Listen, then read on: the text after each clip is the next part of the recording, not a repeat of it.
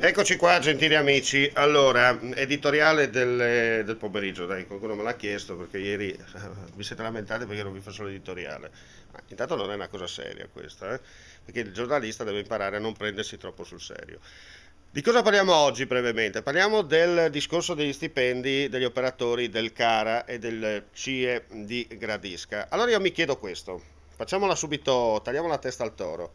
Caro Stato, che tu ci mandi le cartelle di Equitalia, che tu ci vieni a rompere i cosiddetti ogni giorno perché la gente non paga le tasse, che tu che dai il buon esempio, che tu così, che tu colà, perché non paghi i dipendenti? Punto di domanda. Invece di rompere i maroni sempre alle aziende e aumentare l'IVA, eccetera, comincia tu a dare il buon esempio e paga invece di parlare e basta. Perché noi sì è vero che tasi e paga, ma anche tu devi dare il buon esempio. Vabbè, come diceva Totò, ma mi faccia il piacere, va. Ciao.